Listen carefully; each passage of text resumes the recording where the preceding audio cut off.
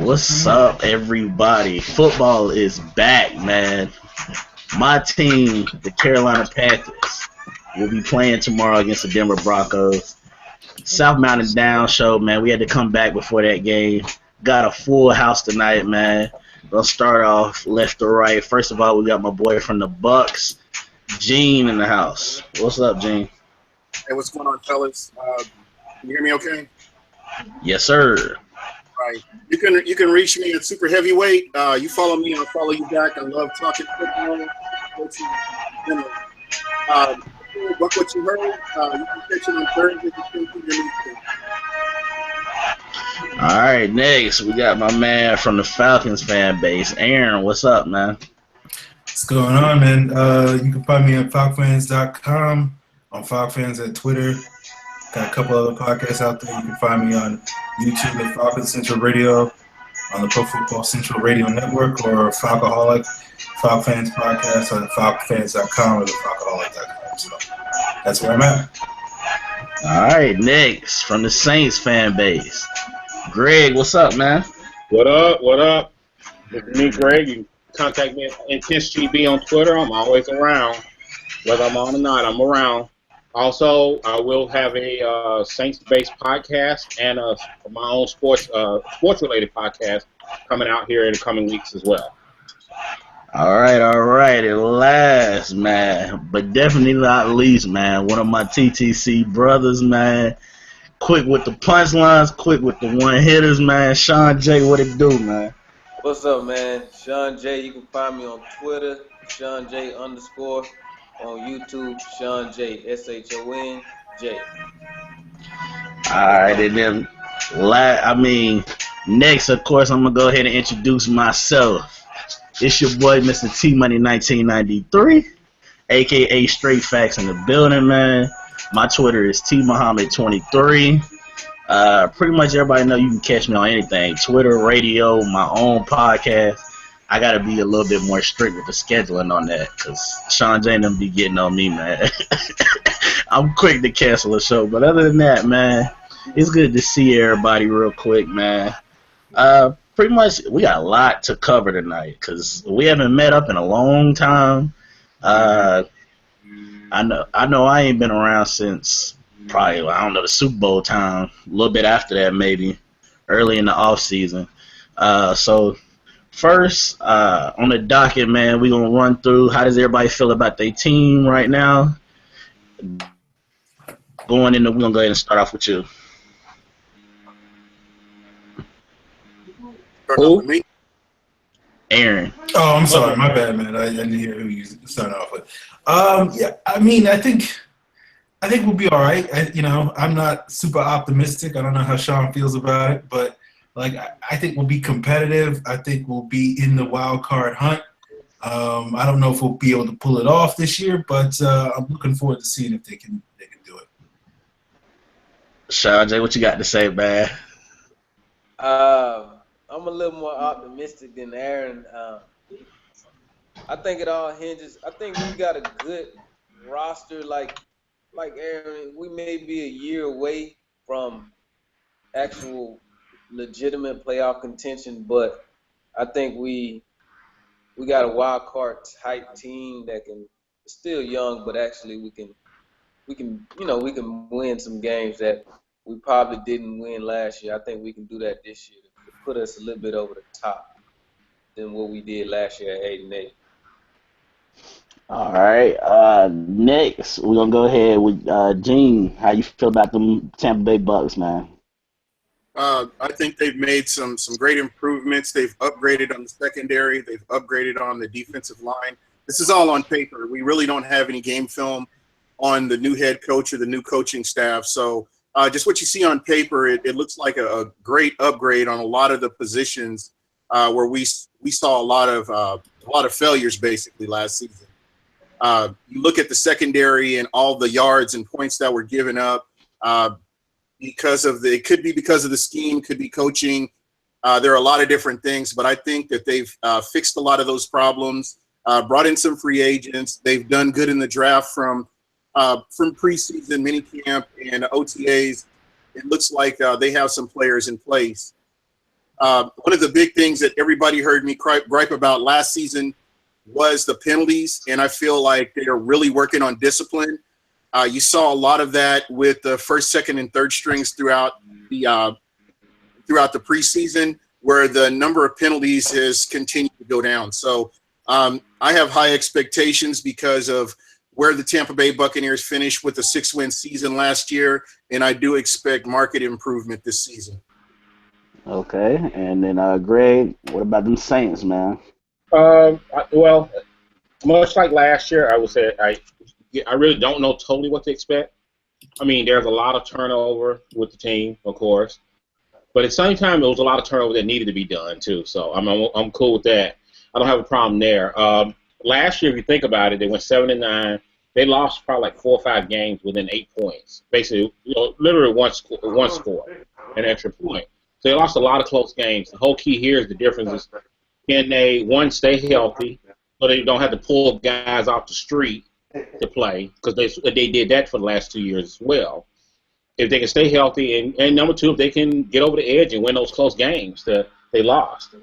So they easily could have been a playoff team with a couple of close games. But, I mean, I'm optimistic. I am truly optimistic. I like what they've done as far as the receiving core. Offensive line is a question. I think pass rush is going to be a question. And it's a young secondary. I mean, right now they got a lot of babies there. They got a lot of youngsters. I think the oldest one is there, the guy they just got, Sterling Moore. So they got a lot of Similac they feeding these kids right here and trying to get them up and going. As far as the cornerbacks, I think the safeties, I really like the safety crew they got. All right, man. And y'all know me, man. Y'all sounded too reserved, man. Y'all know me. Confidence is never a problem, man. Carolina, man. Well, I mean, you're in the land of 0-0, and even preseason really can't tell you anything, to be honest with you, because everybody's fighting for a job. At that point, you're putting all the third stringers out there, so you're not really seeing team chemistry. You're not seeing a lot of that stuff, So it's hard to say. It's hard to go in optimistic, especially with a lot of us, because all of our teams are going through a lot of changes. Your team is kind of pretty much the same team. Other than I question about that whole Josh Norman issue and your secondary there, because I think there might be a little bit of a question there. We're going to get into that. Oh, yes. Absolutely. Most definitely we're going to get into that. But, man, I figured my team, we in a good spot, man. We got pretty much everybody coming back. Mm-hmm. Of course, except for Jay Norm is the biggest loss, and then some of the older guys in the secondary with Peanut retiring, Cortland. I mean, from what I'm seeing, he just got cut by the Saints today. And Rome. Yeah, he got cut yesterday, and Sterling Moore took his spot. Okay. And Rome went over there, so I guess Peyton said he needed that double snitching real quick. Well, I think with Rome, I think all it was because he realized, especially in the secondary, he just did not have enough experience back there. You didn't have guys who can talk to people and know exactly what Peyton wants. Can't relay it on the field. It's too much. So I think Roman is one of those guys that they brought back there that can relay that stuff. Yeah, I'll give it to you to him, but to me it seemed like with Cortland, man, you just kept him long enough around. Right before week 1, you gonna cut him? That looked like you was trying. To get some secrets, but go. No, actually, I don't think that's what the case. I know what you're saying. Teams do that, but I think they kept Cortland around. Only reason they dumped him out, what I understood, was Sterling. That's why they pushed him out. Yeah. So let's go ahead and get into something that's gonna cause. I'm sure this is Southbound and Down, man. And, all of us know our teams, know how to break it down, but this is supposed to be, cause a little conflict, a little havoc, man. We're going to start off with my boy Sean J. How you got this division shaking out, man?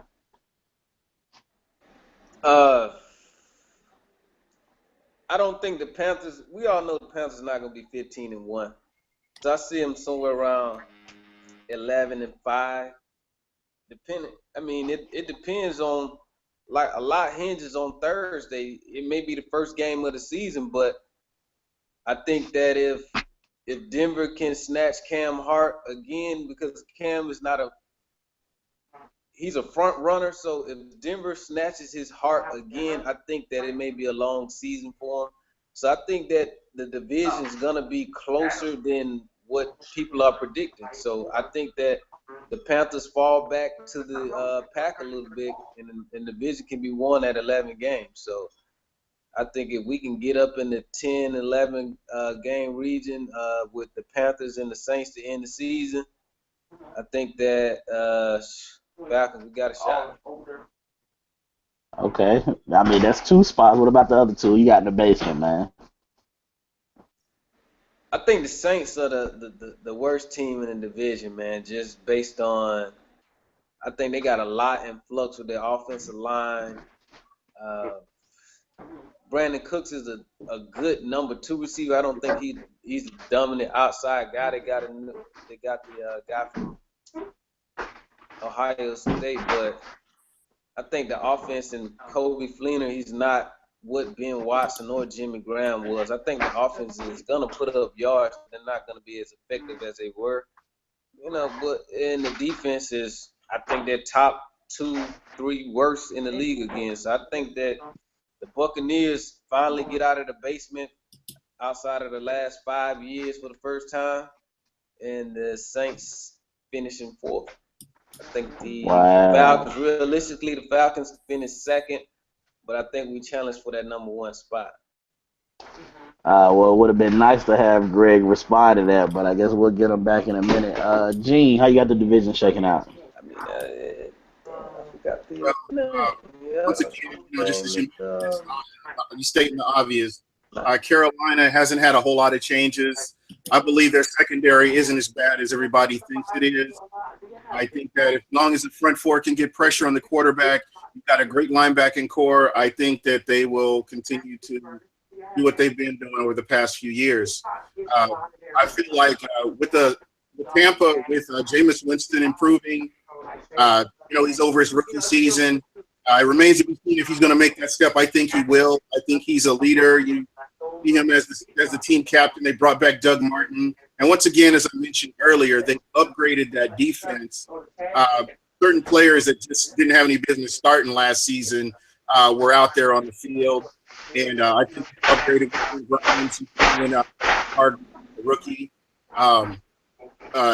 Ayers, just a lot of players that are healthy now. Joe McCoy, 100% healthy. Clint McDonald, 100% healthy as well. Jacquez Smith, another person that was out. Quan Alexander is another guy that was out the last 4 of the games due to suspension. And I feel that, unless you're a local person that follows the Bucs, you really didn't see what this guy really meant to the team last season. So, everybody kind of overlooks the Tampa Bay Buccaneers. And I think that they're going to surprise a lot of teams in the NFL this season.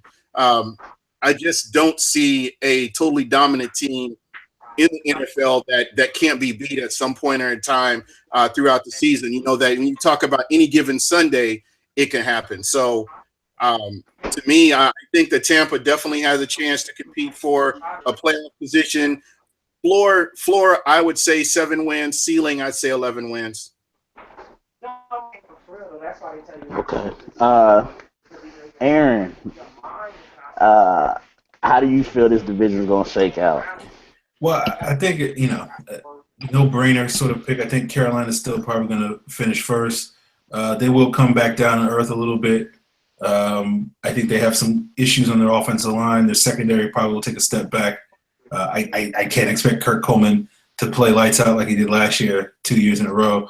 But, they'll still probably wind up winning 12 or 13 games just because they got a pretty soft schedule. Like, nobody can really sort of, I think the Falcons might be, and the Saints are probably the 2 toughest teams that sort of can really exploit that secondary on their schedule. So they should still be able to sort of coast to first place. I think second place is going to be a battle between the Bucs and the Falcons. I think they're 2 evenly matched teams. I think Sunday we'll get to see the Falcons sort of prevail early in the season.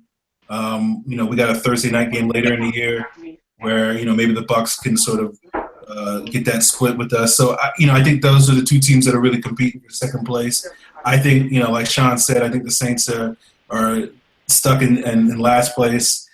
I think their defense is probably the secondary can't be as bad as it was last year. I mean, that was like probably the worst secondary in NFL history. So law of averages says they got to improve somewhat.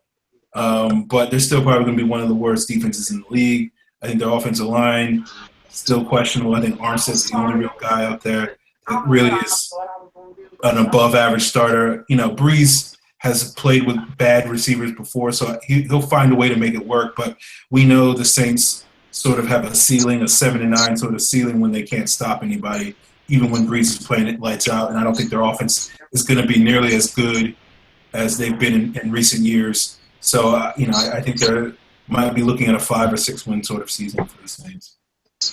Okay. Me and Aaron, we kind of disagree on the Kurt Coleman thing all last year, man. A lot of people doubted, he was playing at a high level, and I just think he fits in our defense. And we're always good at finding them guys, whether it's been a Mike Mitchell a couple years ago who played in our secondary as safety, and a lot of people never heard of him. He played with us. He played well. He went to go to Pittsburgh, chase that money, man. Which I don't hold against nobody, man, especially when you've been a backup that long in the NFL and you have your one shot to go get that paper. I'm not mad at you. Greg, you've been missing for a little bit, but from what it sounds like, Yep. I think everybody or almost everybody had the Saints in last, man. How you feel about that? That's fine. That's fine. The one thing about it, that's fine about it. So you can predict what you want. We'll see it on the field. I mean, one thing we know that we'll beat the Falcons 2 times this year. Come on. We'll probably beat the Bucs 2 times this year. Ooh. So, I mean, that's 6 of our wins. That's 4 of our wins right there. That's 4 of our wins right there. I was about to say 6. You're right. And, I mean, I think we could slip one on the Panthers. I mean, we came pretty close on a couple of games against the Panthers last year. Yeah. So, I mean, like I said, my biggest thing is if we can stay healthy, I think we'll be fine. If we can't stay healthy, that's where the issue is going to come. That's what it comes down to. But as far as the Falcons and the Bucs, they'll have 2 losses from us no matter what happens. Just bet it. Okay. Say that. I'll say that. But I mean, we have a few. Are we going to go 7-9 or 8-8? I don't think. I think oh man, it's hard to call. It really is hard. Very, honestly, dude.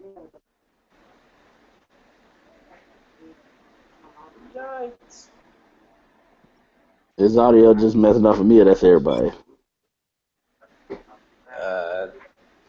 I can hear you clearly though. Yeah, I think we froze on this. Okay. Yeah, he can sometimes have Yeah, he just internet froze. connection issues. Okay. Me personally, man, of course I got my Panthers finishing at the top of the division. 13-3, I think is what we're gonna finish, maybe 12-4. Second, I had a Tampa Bay Buccaneers, honestly. I feel like they're on the up and coming. The other years people been saying I really wasn't into it, but I really think having a franchise quarterback in some type of direction is better than Freeman, McCown, Josh Johnson, a lot of them guys they was playing before. And honestly, not only do I have them in second, I have them winning the wild card spot. I feel like one wild card spot is already done off the top of the Seahawks and Cardinals, whoever loses that division.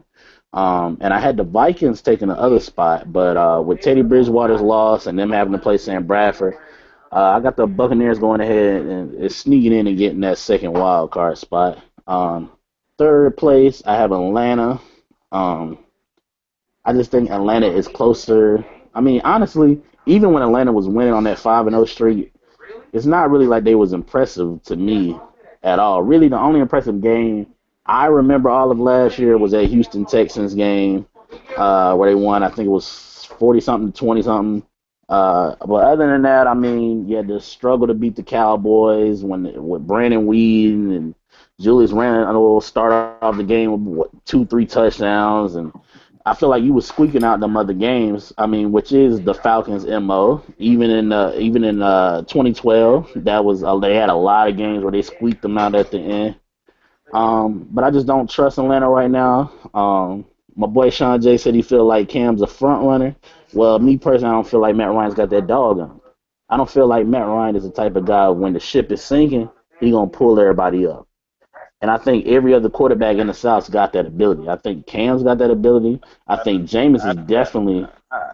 Can I jump in and say Cam don't have that? If Cam had that dog in him, the Super Bowl wouldn't have went like it did. I think Cam realizes he realized he was going to lose that Super Bowl maybe in the third quarter. He act like he was only down a touchdown before that fumble that he didn't jump on. I don't think Cam has that.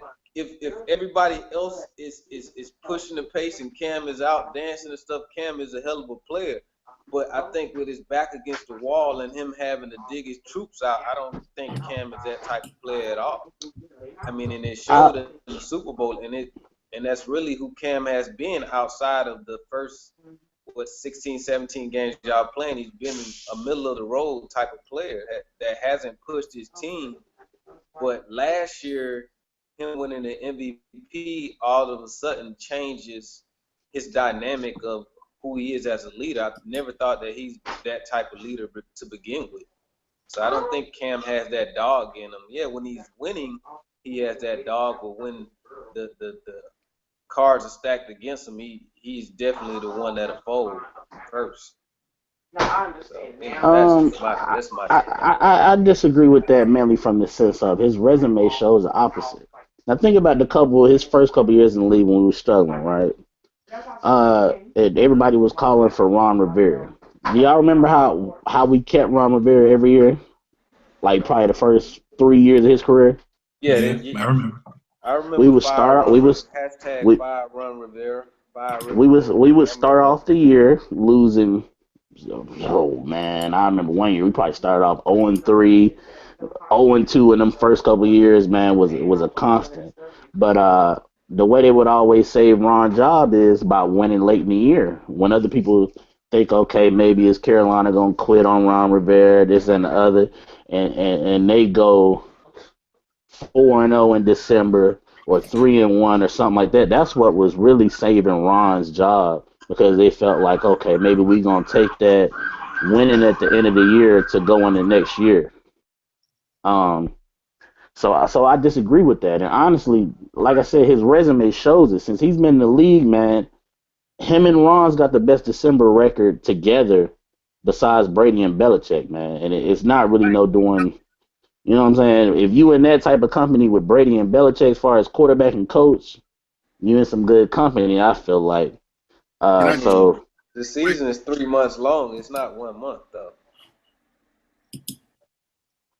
Okay, but I'm saying again, they might start off slow, but they would always rally the troops and come together instead of Atlanta, losing after week. And not only that, it's not like Atlanta is void of talent. You have one of the best wide receivers in the league, but you're losing to teams like the 49ers with Blaine Gabbert. And even, like I said, even in your wins, I mean, you beat the Titans with Zach Mettenberger, barely. You had to sneak out against Kirk Cousins in the early part of the year when he wasn't even that good. Because everybody know Kirk Cousins part of the year was really the second half of the year. He was like that. Russ was like that. It was some quarterbacks that just flipped that switch. After he beat the Buccaneers, after he came back on the Bucs, that's when he really turned it on. That's true, but I mean, also you can say, the Bucs started off your losing streak and ended it at the same time. So yeah, I got Atlanta in third, and then the Saints I think is just a mess. I mean, they draft picks. This whole we gonna give Drew Brees that new contract, I think is another mistake. I feel like Drew Brees kind of has their roster in a hole, sort of like Kobe did for the Lakers, of where you can't let him go because of the legacy, but maybe that's the better thing to do for your team, money wise and roster wise, if you get what I'm saying. So I think Breeze has them in a chokehold right now. They draft picks not phasing out, and I don't know what they plan to do after Breeze because I don't know if y'all saw it, but they cut Grayson today. And I thought the whole point of drafting him was he was supposed to be the future. He was supposed to be the Jimmy Garoppolo the Brock Osweiler, you know what I'm saying, the successor to that franchise quarterback, and cutting him, you're not gonna be able to play McCown. I think McCown is older than Breeze, ain't he? Or maybe they got to be around the same age. I was thinking they're about the same age. I mean, so that's not gonna be your future. They trust him more though. They trust McCown more with the offense, and they'll look to draft somebody in the next year or two. Start over again. That's what they do instead of wasting a roster spot. I want to say that I have heard more than one analyst say Drew Brees has the best set of receivers that he's had at any point that he's been there in New Orleans. What do you guys think about that? I would disagree. I disagree. I like think the Kenny Stills, Lance Moore, Marcus Colson, that trio that he had, that was a good trio. That's better than what he has now. I'm gonna go even a little bit. I really like it too when they had Devery Henderson, man. Devery Henderson, it seemed like in that crew too. I feel like to me that would be his best. Kobe Fleener is no Jimmy Graham, and that's my whole thing. You traded Jimmy Graham because he doesn't block. You know what I'm saying? And that's part of why y'all got rid of him. But then you end up with Kobe Fleener, who's not as good as a pass catcher as Jimmy Graham, and doesn't block either. So, I mean, yeah, you got Max Unger, and who did they take with that other pick? They took that linebacker, and then they took what, Pete? Anthony. Yeah, but you gotta look at Jimmy Graham was a money decision too, because he was breaking the bank. They would be in more salary cap hell. But didn't they gave Kobe Fleener what, 40, 50 mil? I think 40 something. Here, listen to this. They got Brandon Cooks. They've got Michael Thomas, the guy from Ohio State. You don't know what he is yet. And Kobe Fleener. And that's who they say are the best receiving group that's been there at least in a long time. The one thing I will say is I think Willie Snead and Brandon Coleman are underrated, but I don't know if they're the best receiver core that they've ever had. But then again, being better than Robert Meacham and DeVary Henderson, I don't think it's a big stretch. I mean that too, but I don't think I don't even think they know what they have in Coleman yet. I mean, you gotta wait and see. Colston I don't think he's Hall of Fame or nothing like that. But to the Saints, I think is he not arguably? He's at least in probably they top 3 receivers. Yeah. Colston. He's gone. I mean, I think. Yeah, you're talking about all time. Yeah, that's what I'm saying. All time. Okay, gotcha. I mean, I would figure him, Joe Horn, and I don't know who you throw in there. Michael Haynes, maybe, I don't know. Well, I can tell you who else. I think that Michael Thomas is going to be a good receiver for them. I think he's going to come out and he's going to surprise some people. He's a big guy and has some skill. Brandon Cooks, we know what he brings. And then Coleman and Snead, I think are going to be we have to see where they go. But then you add, like I said, Kobe Fleener, Mark Ingram, and then you throw in Spiller. And if he can just, stay healthy, and stay on the field, that could be a potential, offense to be concerned about. I mean, Breeze can make it work, but I don't think we should confuse that with the talent. I mean, I wouldn't take Mark Ingram over that combo of Deuce and Reggie. I don't know. Probably not. But I mean, at the same point in time, much like he said, they got a ton of weapons for Breeze there. He can throw to, and Ingram, it'll open up things for Ingram anyway. I mean, Ingram, if anything, he's going to get you 800 to 1,000 yards a year. If he gets you that much. That's going to help you. And if you get another couple $100 out of the other guy, a few hundred yards out of the other guys, you're still going to turn around and have something. But So I does mean, that yeah, worry you at all that Hightower huh? was stealing? That at one point it was looking to me like they would have more confidence in Hightower than anybody. And Hightower, and, That, and that's yeah. what I'm saying. Hightower's going to be the backup, and Hightower can run. I mean, he's done very well. Spiller is kind of getting his old self back. You can see the speed, and definitely you can use him in the passing game. Plus, he can run from scrimmage. You know, I mean, all the running backs they have now can actually run from scrimmage. So I mean, that's a big thing. what I about think I Now think you have other guys that the can actually use. first O line that Drew Brees has had though?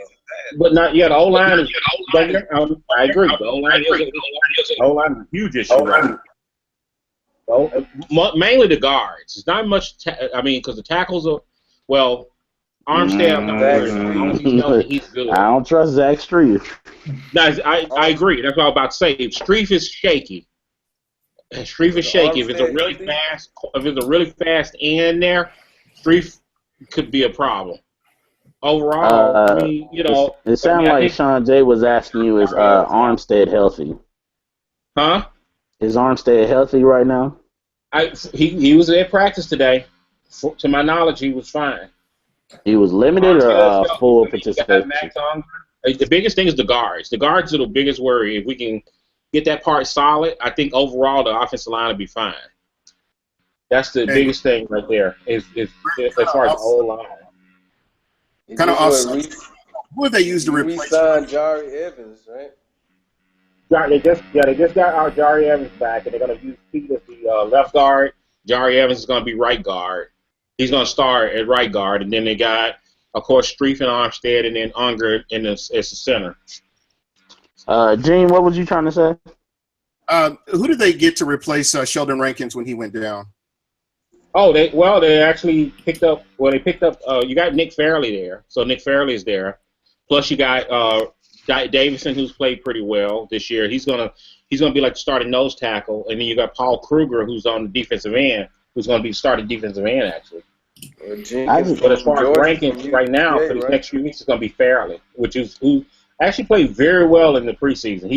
He was looking a lot more like the Auburn Nick Fairley when he was that. Oh God, Auburn? Like you know how long ago that was? 3 years, 4 years, not that long. We're not talking years. Wasn't he on Cam national championship team? Yeah, 2010. Yeah, he was on Cam's team. Yeah. Ooh. Yeah. And that's only been. He's only been in the league, what, 4 years maybe? 5. I mean, 5 going into what, 6? Yeah. Maybe 4 or 5. Yeah, 4 or 5 years. This what, going into their 6th year? Yeah. Something like that. That's about right. I don't know if you ain't showed about now. I think the biggest thing is not that he does. It's not about the Rams, but he just didn't have a chance. He had to play behind Aaron Donald. It's not about the talent with Fairley to me. It's more about the effort. I feel like Fairley would take plays off, and to me, that's not what you want with a team that is going to be a mediocre team. Because to me, if you're not winning, it's going to be easier for you to take plays off, or easier for you to quit on plays or quit on games because you're going to feel like, hey, we're not going to win anyway. Rather than if you bring a player like that into the right environment, example like the Patriots and what they do, they are good at signing somebody who nobody wanted or everybody felt like was done or didn't have a motor, because winning is going to make you play, man. When you have a chance to win that ring, that's going to make you play harder. I mean, I seen that personally, we haven't won a ring yet, but just seeing that effort from some of those guys who you think may be washed up. I mean, we signed Cortland week 13, 14, somewhere down the line down there, and from what I was hearing, that man was playing pickup basketball. He wasn't thinking about football at all. And I mean, he didn't play the best, but he played at a decent enough level, or whether it was getting Jared Allen because he didn't want to play linebacker and letting him play defensive end. I feel like when you had a right type of environment, the right type of coaches, and this is what I say about Sean Payton, man. I don't deny his abilities. I feel like, to me, Sean Payton is a better offensive coordinator than he is a head coach. And that's just how I feel about it. I feel like he's one of them one-sided. That's all fine and dandy. I mean, that's all cool. I mean, it is what it is. But, I mean, once again, Sean Payton got the one thing that Rivera has not gotten, that ring. So I mean, he's got some head coaching talent. He's got to have some head coach talent because you don't get a team there unless you have No. Hold up. But I mean, that's cool with your opinion. Nah, wait a minute. Because to me, Jim Caldwell's not a good head coach. He's got a ring. I get that. Caldwell's not necessarily. He okay. He's not great. No. Caldwell don't got a head coach Super Bowl ring though. Wasn't he the coach when Peyton won it? No. They lost that Super Bowl. They lost that Super Bowl. They lost to the Saints. Tony Dungy got the only coach Super Bowl. Oh yeah. You're right. They just made it to the Super Bowl. I don't know. I ain't gonna say that though. I don't feel like every head coach that's ever won a ring was the greatest head coach. Hey, No. That's not the point. But I mean, it's like, Peyton has done a lot more with that organization over the last 10 years than most of the coaches they had to come in there. Does it worry you any that he's gonna? Because right now you don't really have after Breeze plan. Do you think he? We talked about it this year, but if Breeze not there, you think he gonna hang around? He's got a 5-year contract. My guess is he's gonna play it out. I think what he's trying to do right now at this point, you got Breeze there, try to do what you can to win. They gave him a Breeze signed a team friendly contract, which opened up some cap space. So next year you'll probably see them trying to definitely in the free agent market a lot more. So you'll probably see I feel like the Saints do that every year. So you'll see some of that stuff, and then you think about it, the contract comes void after next year, after 2017. How do they get cap room every year? Resign them, huh? I don't know what they do. They sign people every year. I don't know nothing. I don't never know how they had the money to do it. Creative. That's all I can say. Don't get me wrong. But they also cut a lot of people too. You got to remember they got $27 million in dead money on the book, and yet they still sign people. Most teams would not even come near trying to sign anybody with that kind of money, huh? They've been having cap issues for about the past 5 years. Right, yeah. And they still sign people. They still work in the free agent market. They still do everything they have to do. So they've had cap issues. They still make it work. You letting people rob you, pretty much. I feel like CJ pulled a little robbery on you. I feel like Jarius Bird pulled a little robbery on you. I'm not saying those contracts that haven't panned out very well. They haven't. But the only thing I look at it like this, and much the same thing I say with I look at when a lot of people criticize like Jerry Jones. At least the guy making moves. At least he's trying. So I can't argue with that because I know how many teams and how many fans are mad when their teams don't do a damn thing in free agency or nothing in. You know what I mean? So you know what? You screw up. I'm not like this, and that's the other thing. You got to do something even if it's wrong. Yeah, I'm not knocking the moves. I'm just wondering how they do it. Like I said, he knows the salary cap. I guess that he knows the inside trick. He understands the salary cap and how to work it somehow that he can still make those moves. I don't know either because some of the people they have signed, I wouldn't have never thought they would have ever got an opportunity to sign. Yeah. So like I said, it is what it is with the cap moves. But at least like I say, if anything, the dude's trying. They're trying. So I'm not gonna falter for that. If the moves are bad or wrong, it's all a crapshoot. You don't know who you bring in. Every team has brought in somebody that they wish they did not bring in. That's true. Sean J, sound like you was trying to say something. What's up? You was breaking up. What did you say? It sounded like you was trying to say something a couple minutes ago. I was trying to see if you still was remembering what was on your mind. Oh. Man, let me ask Gene a question, man. If I want to switch topics, man, I don't think this is talked about enough. Mike Smith, man, our former head coach, his defensive coordinator. What do you think he's gonna bring to your team that he didn't bring to the Falcons? Since he's defensive minded, is he gonna bring? When Mike Smith was hearing high things on him from the Bucs, but I just want to know what exactly do people think he's going to do. I always thought that Atlanta never had the personnel to run the defense the way it should have been run when he was in Atlanta. I've always felt like your general manager didn't get the right pieces in place for that defense to work in Atlanta when I watched him as the head coach. I've always thought he was a good head coach. I thought he was a good defensive coordinator when he was at Jacksonville. I felt like the Tampa Bay Buccaneers did not have discipline.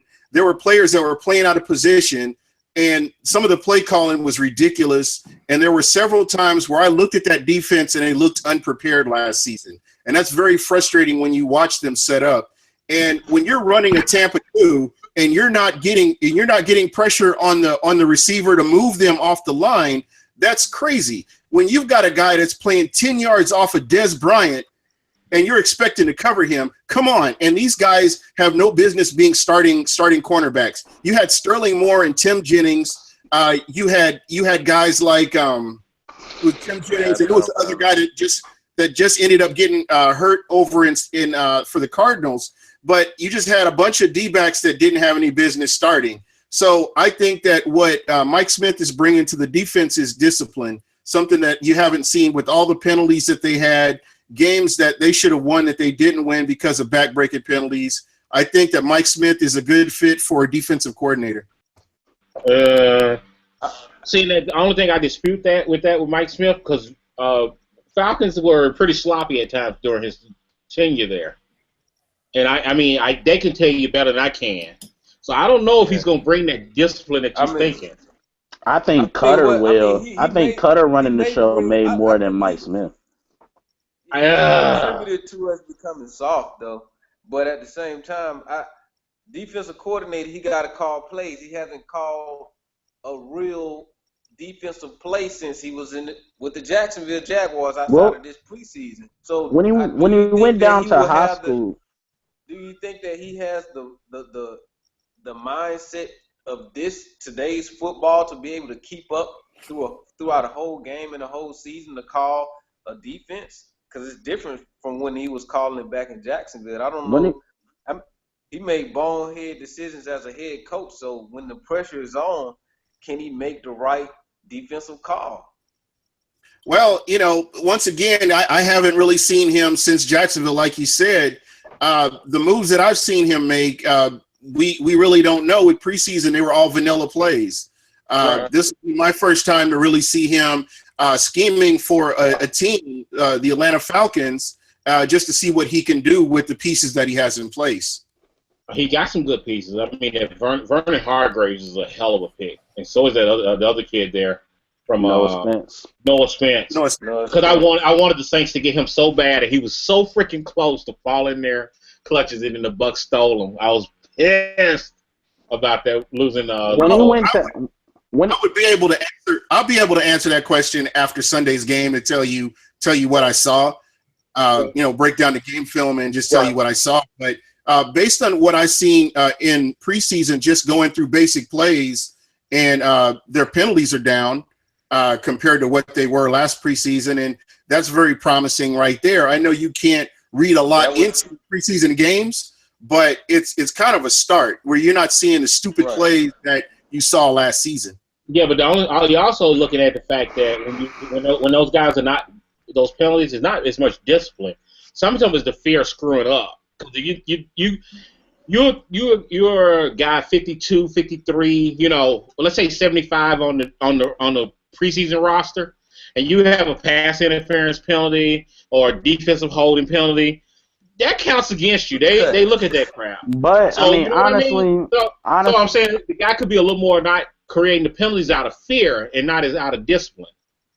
But I think if anything, that would have alluded more to Lovey's defense. I mean, to me, I would have thought maybe the thinking of trying to run the cover two can make you make some of those mistakes that you're talking about, though. Mm-hmm.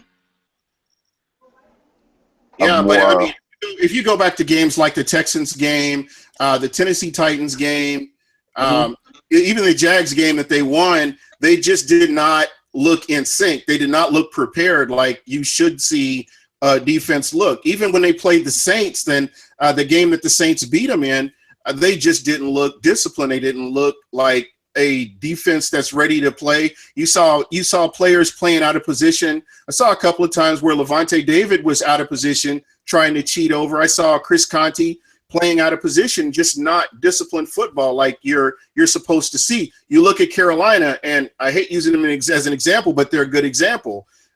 Your guys are playing in their position like they're supposed to, and that's what you should. I mean, from Pee Wee League on up, that's what you should expect to see from any and every defense. Is despite what your talent level is, playing in your assignment. Right, and the Saints had that same problem where they. I always said that about. They screwed up a lot of that stuff. They really did. So I know what you're talking about there, Gene. I always said that about Levante as far as playing in that Tampa 2 anyway. I think Levante is a guy that he plays more off instincts, which is why I don't think he flashed like he did under Shiano, where he could just kind of do what he want, read what he want. And I feel like that type of defense works better than a Lovey defense where I have to think, I have to be right here in this spot on this play because of this formation and this down and this many yards. But what we're going to go ahead and transition into right now is we're going to give everybody a chance to ask one representative of another team, or even for the Falcon boys, y'all can ask each other one question of a concern that you have or one thought that you have of another team, and go ahead and ask somebody. Aaron, go ahead and start us off, man. I ain't heard from you in a minute. Well, Team, I'm going to ask you about the Panthers because I'm not too worried about the Bucs or the Saints, so I'm just more curious about the Panthers. What are you thinking about with the offensive line? You feeling good about another year of Mike Rimmers? You feel like Ower is going to still be good? Some of these guys that sort of had career years last year, including Kurt Coleman, who I like, but I don't think when he's the best player in your secondary, I think that's a problem. Okay. I'm just wondering. I see you. I feel like a lot of these guys had great seasons. You look at Cam's a perfect example. First 7 weeks of the season, I think he had like a 75 passer rating or something like that. And in the last 9 weeks of the season, he played amazing, and that's why he won the MVP. You feel like some of these guys are going to come back down a little bit to earth and sort of not have 8 guys all having career years all at the same time, and sort of it'll be a little bit more disjointed this year? Honestly, as far as Rimmers, I've been wanting Darrell Williams to show me enough to start since we drafted him, but he just hasn't. But here's a straight fact for you, man. This is the first time in Cam's career that he'll have the same offensive line 2 years in a row. Think about out of all that we've seen Cam do, out of all the plays and everything he's made, he's never had the same offensive line 2 years in a row. And I feel like, to me, that having everybody together, I feel like that's going to be something that works for them, because with offensive linemen, man, if you switching up your offensive line or you having new starters, it takes a minute to, one, trust your other lineman. Two, it takes you a minute to know what that other offensive lineman is going to do without having to babysit. And honestly, I feel like Khalil in other years had to babysit guys. You know what I'm saying? Of making sure they know this, making sure they know that, not being on the same page. And I feel like we've done that to ourselves with, trying to make Byron Bell a left tackle, trying to make Nate Chandler play defensive tackle, and then make him an offensive tackle. I feel like we kind of bit our own selves in the butt with that. But I feel like that makes a difference. And then with Kurt, I mean, at the end of the day, them linebackers and them boys help you. He just playing center field and just reacting, honestly. And sometimes it gets him beat and sometimes it doesn't, but I don't think that's going to stop his production.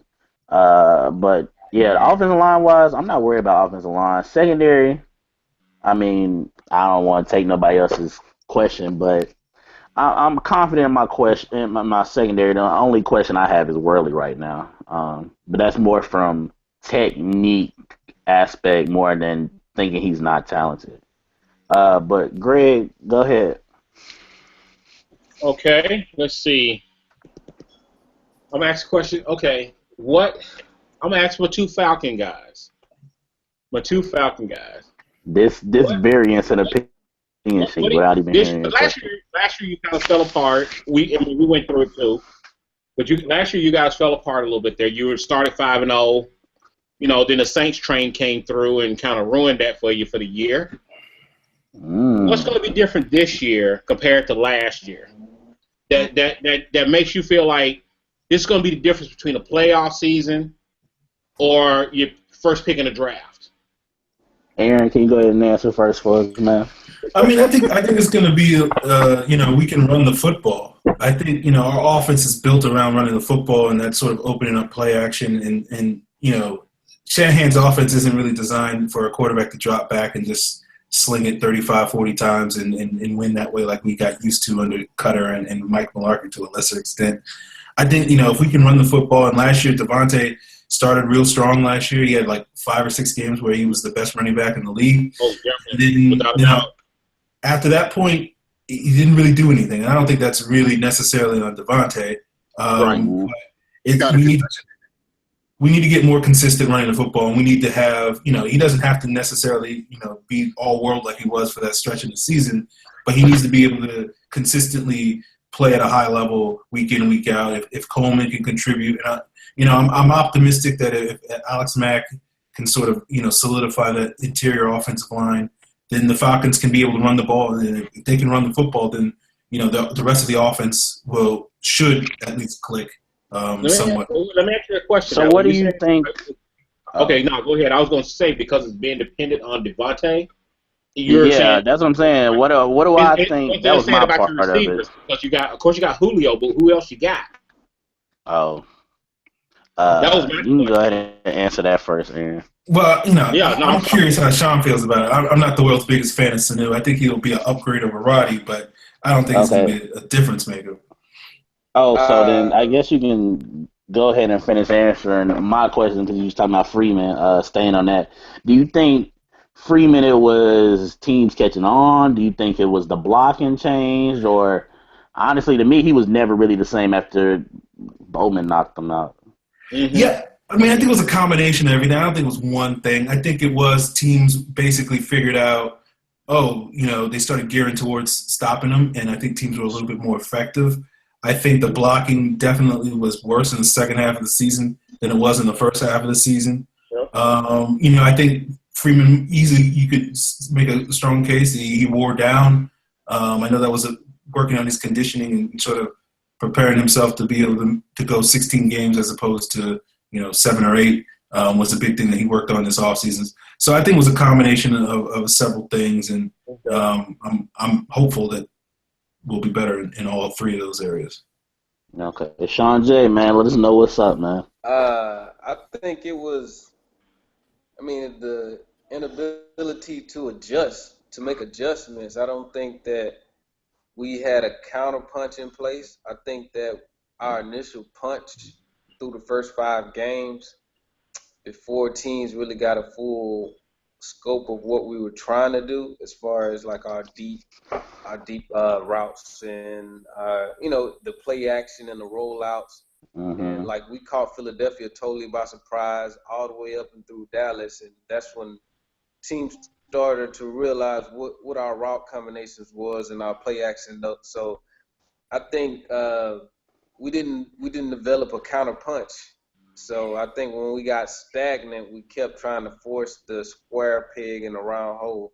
So that kind of goes in what I want to ask Aaron.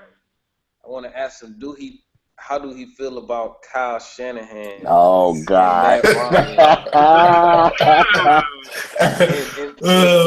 In year 2, do you think Kyle Shanahan can adjust as far as making the counter punch and listening to his players, get Matt Ryan's input? Because he didn't listen to Matt Ryan last year, according to the players.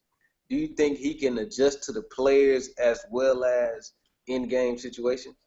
Before we let Aaron answer, let me go ahead and say this.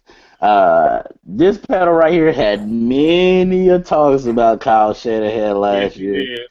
And just to refresh that, man, I'm going to feel like I always feel is he feel like he got his daddy pedigree, but he ain't got his daddy rings, man. I feel like Shanahan is going to be Shanahan. He going to do him. It's going to be his way, or you can go somewhere else or fire me, pretty much.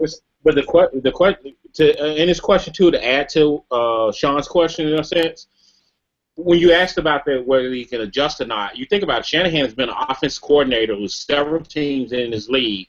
If he don't know how the hell to adjust by now, what's the answer? I mean, I think- that's go how ahead, Aaron. I'm. That's why one of the reasons why I'm like they need to be able to run the ball because I don't expect Shanahan to change.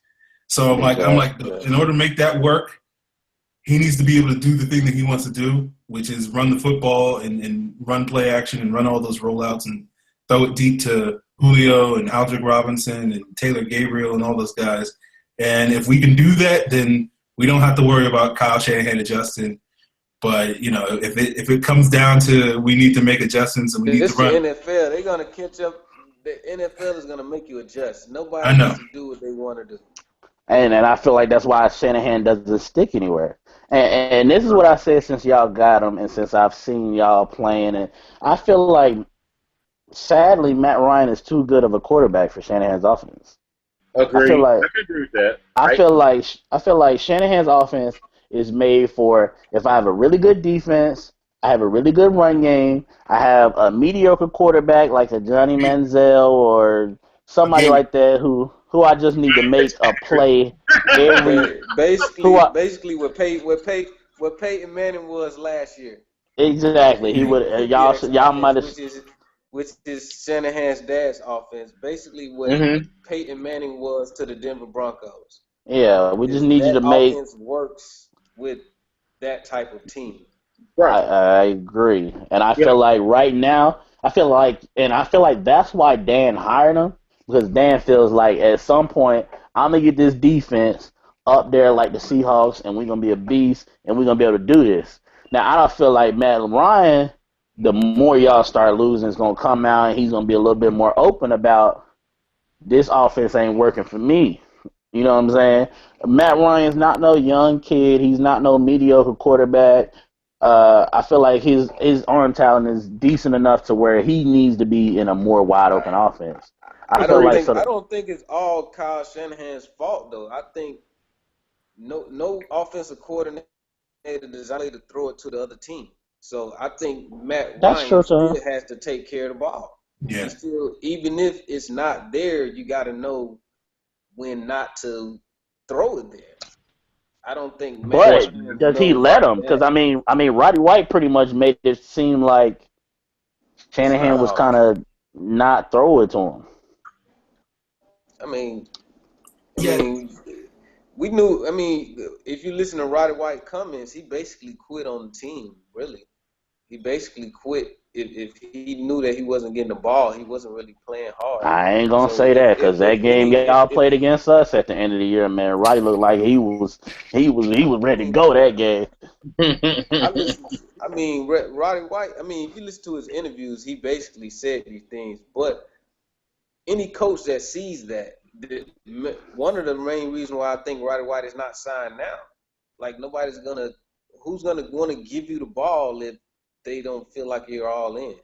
So I think Roddy kind of like himself. Roddy's bad. He's done. Did it seem like to y'all it took a long time for like a lot of the veteran receivers to get off the free agent market? Like I feel like it took too long really for Anquan to find a spot. Yeah. I feel like it was too many good possession guys that just like it either took them a long time to sign or they still out there.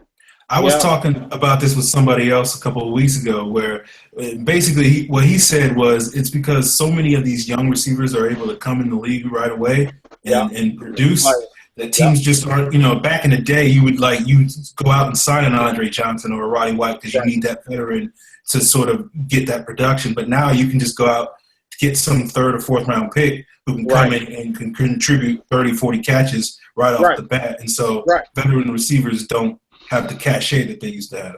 Well, and you think about it like this too, where veteran receivers in the past had to play all the positions. Now they can get that guy fairly cheap, playing one spot. He can do, you know what I mean? He specializes in certain things.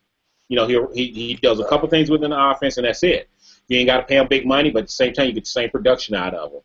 And you can get that out of these guys. Cheaper too. Yeah, that's what I'm saying. So you think about it, you can pull a lot of guys off the street right now who can actually probably play in a lot of different offenses. Yeah, and offenses now you need 3, 4 receivers as opposed to back in the day when you needed 2, and you just play, fullback. Right. Fullbacks don't exist in the NFL nowadays, pretty much. No, very And rare. so you just need to get as many good receivers as you can get, rather than 2 great receivers. Right, and they don't have to be super talented. All they got to do is be able to. That's true. You can just make them do it. And play special teams. Mm-hmm. You don't need the Roddy Whites or the Marcus Colstons in the way you did years ago. That is true, because Colston's not on nobody's team either. Colston's hurt still. I think Colston's still healing. He just specialized. But he's been hurt. Colston was hurt last year. Remember, he was hurt late last year. Yeah. And he knew it was the end for him, because I knew that was his last year anyway. I love the guy, but it was his last year. He was done. Sean J., what was you saying? I heard you trying to take a shot. What's up, man? I said that's why Ted Ginn is still in the league, because he specializes at one thing. You send him to one thing down the field to Arizona, to where they try to put him somewhere else. Exactly. That's all. That's what he does. But Ted Ginn is still in the league because of Carolina, and he can do exactly. He's a shot clear. He fits that offense that packs everybody in against the run, and he just takes shots down the field with. Ted again. That's the only reason why he's in the league. You put Ted again on 31 other teams, he'd be a non-factor. One of the two. Hey, I ain't gonna argue with you. He work on my team. That's all I'm gonna say. That's all I'm gonna say. I mean, he can run that. I mean, I give him about 3 routes: post, go, and come back. Because soon as he start running. Right. That corner already taken off. Right, and that's the thing. I mean, just stopped out 10, 15 yards. Read the coverage. He just read the coverage and knows exactly which one of those 3 he got to do, and the quarterback knows where to look for him at, and that's it. I mean, like I said, so you can pull a lot of guys out the street who can do that. They don't need to be super intellectual. They know the offense in and out. They just know what they need to do. And not even that. I think it's so many guys that don't really run the full route tree. Even the stars. Oh God, no. It's like 9 routes. Some of them run 2 or 3. It's so many stars that just they don't run every route to me anymore. Like I feel like Smitty was one of them guys who whatever you need Smitty to do, Smitty can do it. Yeah. Well, I mean, back in the day, you had to be able to run all 9 routes, like the whole route. Yeah. And now I'm just feeling like some of the guys that we say is them top guys. I don't see Sammy Watkins do that. I don't see DeAndre Hopkins. Maybe I don't watch enough Texans games. Hopkins, nice. That boy's nice. I don't think DeAndre runs all 9 routes, but he probably runs about 5 or 6 of them. Right. And he does really well with those 5 or 6. Right. Yeah. Right. But basically, all they got to do is just know where the coverage is, read the coverage, and figure out which route they need to use, and go from there. Mm-hmm. I mean, that's one thing I heard about Kyle Shanahan's offense is he has so many variations off of different routes. He had like 4 variations that kind of messes up the receivers. They say that you need to shrink that, and need to shrink the playbook, but I doubt he's doing that. But I just feel like he just think it's his way of you can get off the team. I mean, you got to figure where that offense comes from, because his dad had Elway, and then after that they just had a bunch of no-name not no-name. I mean, Brian Greasy, Jake Plummer, they weren't no-names, but like their offense didn't have a elite quarterback anymore. No, and so they built their offense around running the ball and sort of just the quarterback just managing the game and sort of right. And that's where Kyle Shanahan's offense comes from, and it can work for if you're a bad quarterback. But as you say, T-Money, I do think. Well, I mean, we don't have a super strong arm. I mean, basically a West Coast offense that he runs, if I'm correct. It's basically a West Coast offense, so basically a lot more of the shorter routes anyway. It's not like he always go down the field. I mean, even though you got a talent like Julio Jones, you got to take it down the field. I mean, even with those shots, though, I feel like them shots have to be based off, like Aaron said, having a running game that's getting there. Agreed. That's putting in work. Right. So the safety is not rolling over the top and covering Julio. The safety's trying to come in and stop Devontae. You know what I mean? So I think one-on-one on that corner. I think that's one of the reasons why Sanu going to have success this year, because they've been using them in shorter routes. So Mhm. and getting the ball in his hands quick so he can run after the catch. So I think that Sanu can fit underneath while Julio can go over the top. And we got a couple of like Aldrick Robinson and Taylor Gabriel that can take the top off as well, and Sanu's gonna Well, see, work and it all underneath. remains to be I seen feel when I he feel gets like Especially real in when the I when run I game. when I Yeah. watch y'all play though, because I've watched the Atlanta Carolina game, especially the second one on more than one occasion. It just feels like for the most part, y'all it just looks like y'all not really sending nobody deep but Julio. That's why I feel like Right. Sanu would have worked better. Like to me, even in the preseason, Sanu looked better when Julio wasn't there because he was running Julio's routes. No, I, Sanu. I mean, most of Sanu catches in the preseason were underneath. I mean, I I'm mean, just they saying didn't really when get it to him down the field. They I let him mean the really big catch catch that and I run saw with the was ball. really. I mean, I don't think every slot corner you gonna play is Justin Gilbert bad though. Right. No, because there's some pretty good slot corners out there who can really hurt you. I mean, just saying on the biggest play I seen from Sanu, it just looked like Justin Gilbert took like the worst possible angle you could take to make that tackle. I mean, he's horrible. That's why Yeah. I don't see why he he's in was drafted Pittsburgh, in the but I mean, first we'll see round, what traded for happens. a sixth Pittsburgh thinks round they can do pick. something with him. Yeah, but is Gene still in here? I ain't heard from Gene in a minute. Gene, what's your question for somebody, man? For the Atlanta Falcons, I was wondering, do you think that the defensive or the offensive coordinator and the GM are happy with the crop of running backs that you have outside of Freeman?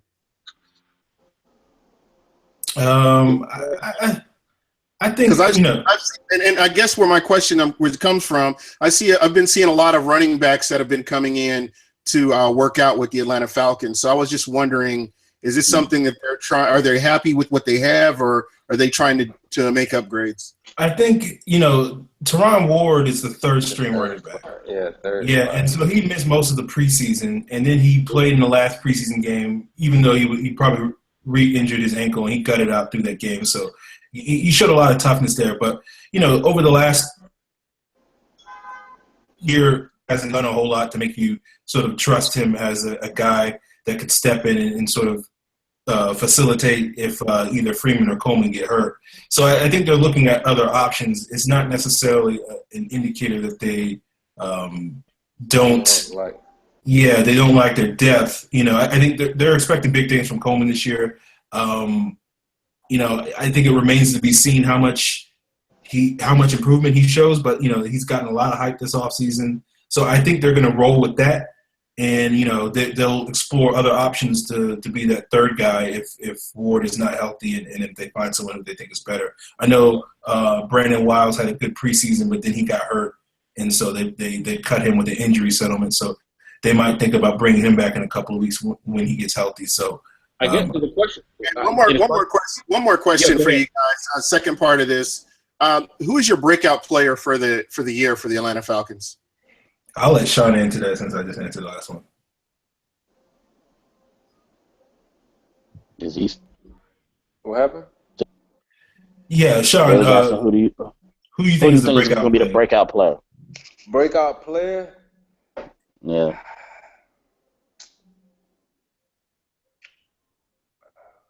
Man, I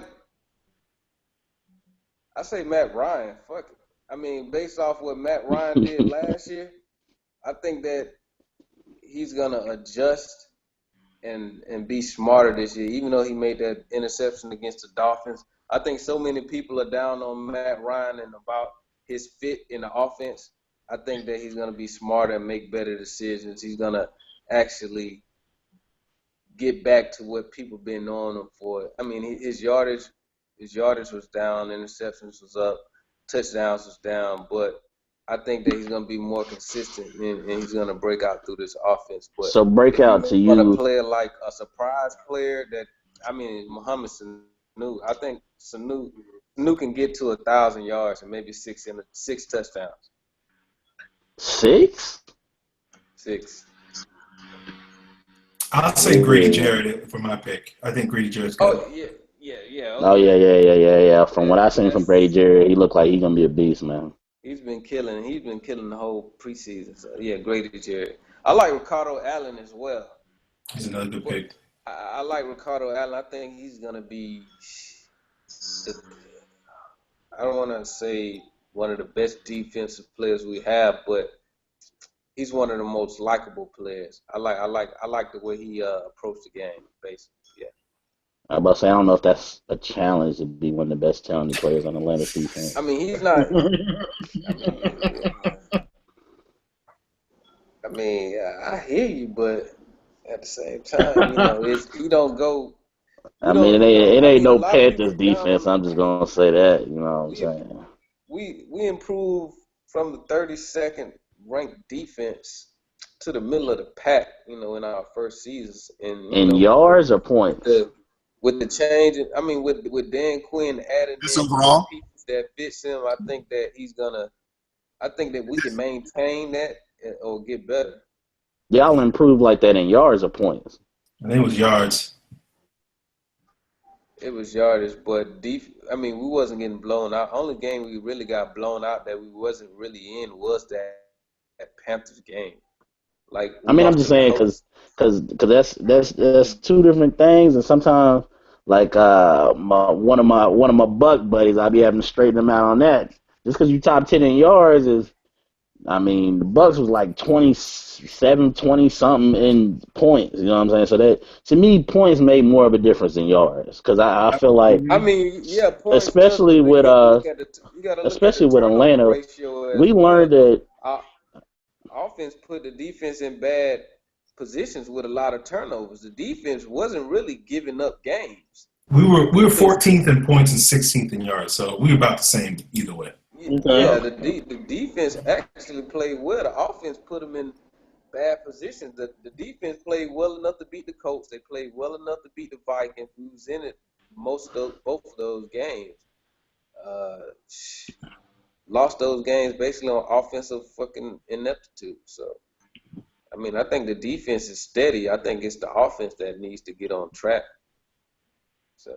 Okay. Who stood in the even without Aaron?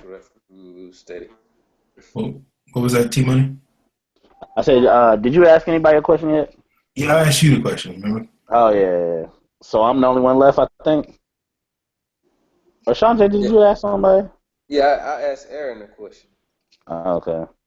Who do I want to know about, honestly? That's the beauty of being first place, right? You don't really care about everybody else, right? Let me ask you a question, though. Oh, go ahead, man. Do you think that Kevin Benjamin is going to improve your offense, or could he be a detriment to the other players that actually succeeded last year without him out there?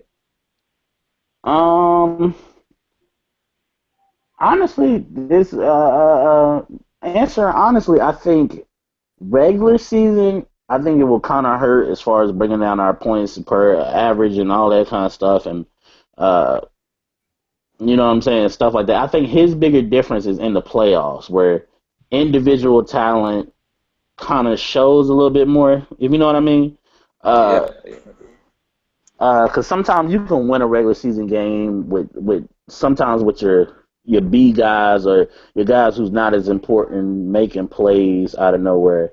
I feel like he would definitely help more in the playoffs. I feel like Denver would have had the players different with Kelvin on the field.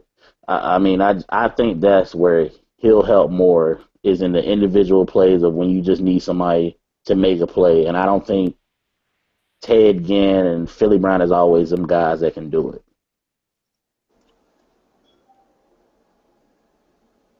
That's yeah. But I think that Ted Ginn's production, what he did last year, won't be nowhere near that with Kevin Benjamin on the field. So, he had 10 touchdowns. Now the 40 catches, he might do that, but I don't think he'll have 10 touchdowns. He might have 30, 40 catches with 3, 4 touchdowns. I'm thinking more so, not the 10 touchdowns.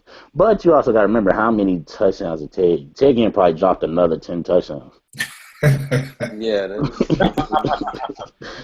Might have been 20. It might have been 20. Yeah, probably. Yeah, he dropped a lot. That's my boy, but I can think, especially that Jacksonville game, I can think of that was the first game of last year, I can think of 2, 3 touchdowns he dropped in that one game. Yeah, dropping I wide remember that open game. too. It was like the first game of the year, wasn't it? Yeah, that was That first was like game we what, the early. played. I think that was like early in the year, if I remember right, with that game. Yeah, yeah, that was first game we played last year. I remember him Yeah, dropping another 2, 3 touchdowns where that yeah, game probably wouldn't yeah, even been close. he did. But like I said, in big games, pressure games, like when we play Seattle in the regular season, we play Arizona in the regular season. I feel like he will help more in those situations, more so than if we're playing. I don't know who's a bad team we play this year. If we're playing San Diego, if you get what Saints I'm saying. or the Bucks. And keep in mind too that if with those guys getting to play last season with Benjamin out, that's definitely going to help them for this season to get that on-field experience. And I think your coach will be able to incorporate everybody, and they'll be able to make plays. Yeah. And Mike Shula wasn't a fan favorite until they started winning last year. Nah, So he's no. I mean, He's let still Mike not. He's still not. let this No, squad no, no, lose no, for no, a no, no, few no, games. You're gonna want Mike Shula out there again. don't confuse it. I'm still not the biggest Mike Shula fan, and we went 15-1.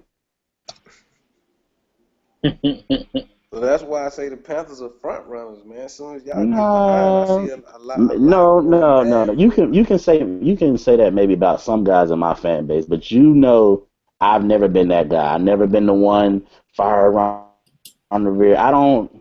Everybody else's emotion don't sway me. I feel how I feel about my team. I know what I see about my team.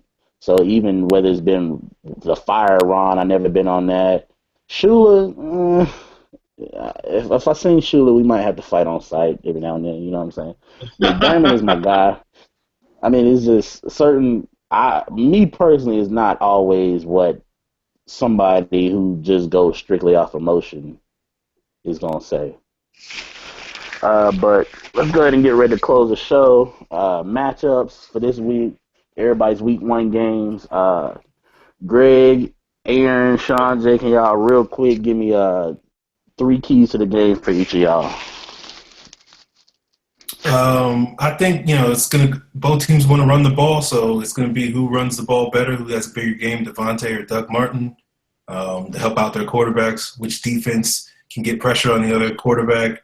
Both teams have question marks at the defensive line. See if their pass rush is going to make big leaps this year.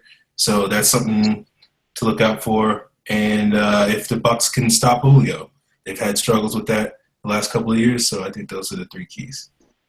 Sean Jay. I think it's the offense flowing, man, with the running and the passing, the mixing it up. Offensively, the offensive plays. Think defensively, eliminating the big play. Keep Mike Evans underneath 20-yard catches, and turnovers, man. Keep the turnovers down. Turnovers killed this last couple of years. Well, last year specifically. So keep the turnovers down, eliminate the big plays, and mixing it up on offense, running and passing. Okay. Greg. I mean, not Greg. Gene. Too many G's. And Aaron was on the money when he was talking about the defense being able to get pressure on the quarterback. That's key because if Matt Ryan does get a chance to set up and survey the field, he can do some damage. So the defensive line has to get after the quarterback, and Jameis Winston has to make those throws, and Doug Martin has to be able to get out and make those big plays. So those are my keys to the game: stopping Freeman and being able to at least contain Julio Jones. Very true. Greg, y'all got what? Oakland this week? Got the Oakland Raiders. Oakland A Raiders. lot of people are saying Oakland might be those guys this year. Very Improves. much so. Very Me talented. personally, they're my pick to win the AFC West. What's your 3 keys to facing them? The 3 keys. One, if the Saints, one can protect. So if the offensive line can play well, and our defensive line can play well, the line. So it's very key right there. It's going to be the biggest thing because if we get pressure on Carr, I think that's going to help us. That'll help us real big as far as winning the game. Also, getting the run, and it's all about the lines, the run, And I think that's where it really comes down to. And number two is that if we can't, if we don't do as well with the pass rush or blocking and those type of things, what kind of adjustments can Payton make that will work around this and try to make this work one way or another, you know? Because, I mean, one thing about it, Payton has always been pretty good at times at being able to adjust in the game. So it'd be interesting to see how they adjust offensively and defensively if we can't necessarily beat them on the lines like that. So I think those are the biggest keys. Just, you know, those are the things for me. But if we can stay close, I think the Saints will win that game. That's the whole key right there, staying close in that game. But that's going to be a good rate of thing. Okay. Wow. I mean, that's not the list I would have thought. I mean, I didn't hear. Who y'all gonna put on Amari? Devin Bro? Well, no, you're putting Devin Bro on Amari, and I'm not as worried about Amari with Devin Bro there. I'm not, because Bro is the best cornerback they got, but he's also pretty good cornerback overall. So I'm not too worried there. I mean, Amari's gonna get a catch here and there. He's gonna make some plays here and there.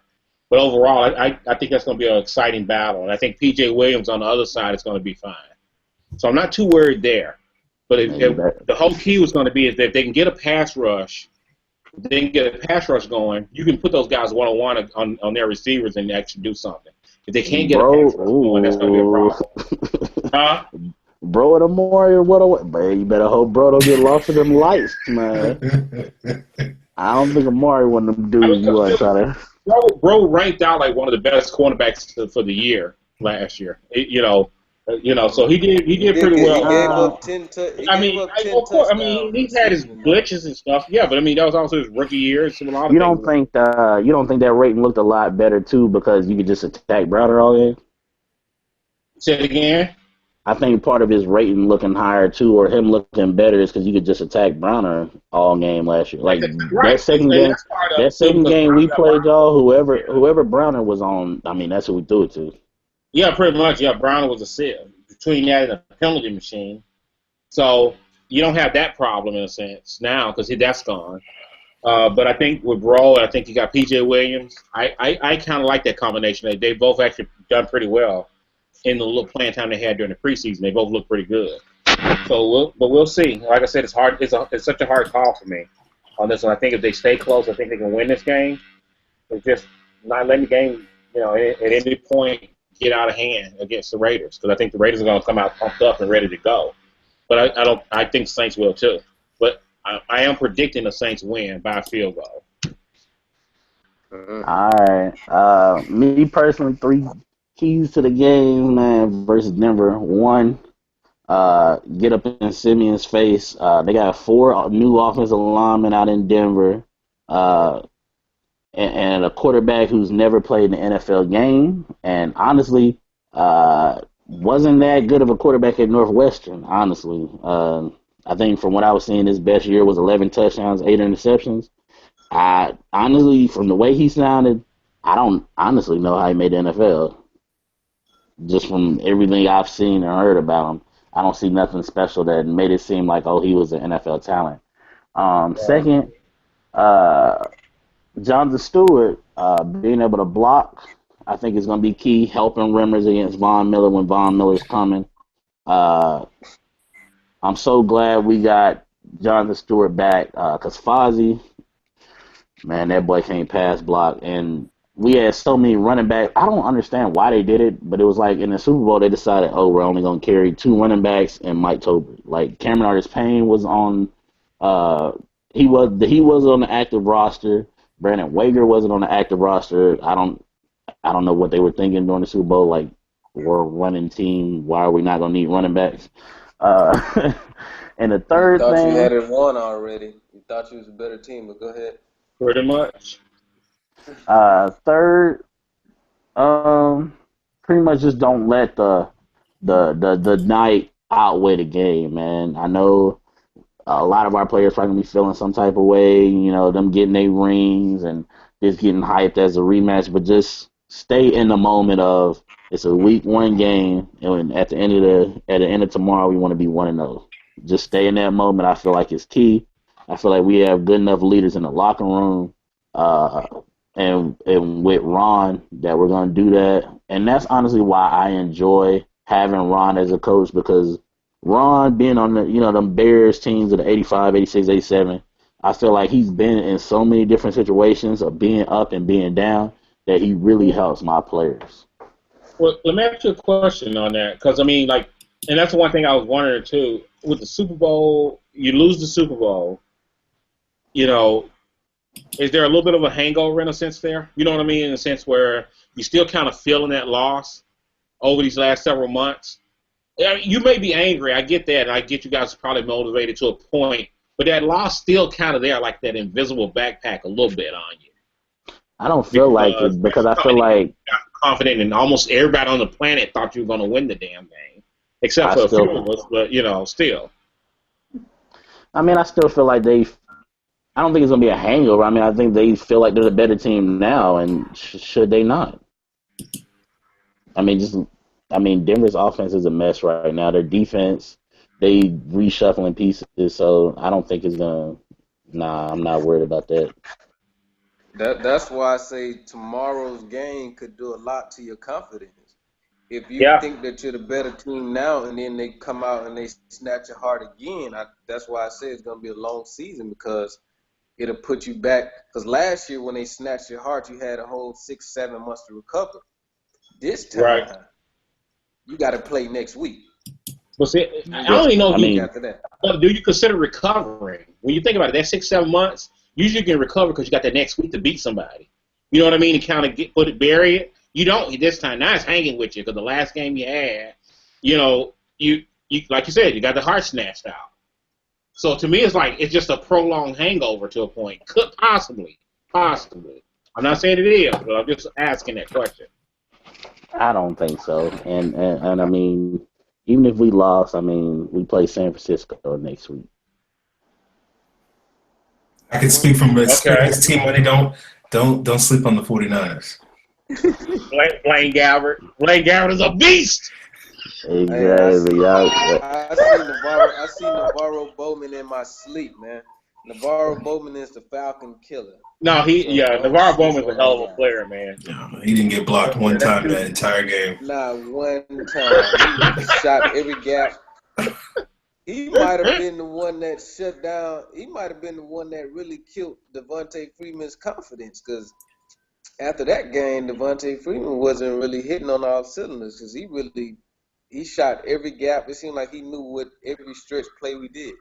Bowman's a hell of a player, man. I mean, he probably don't get talked about enough as a defensive player, how good that dude really is.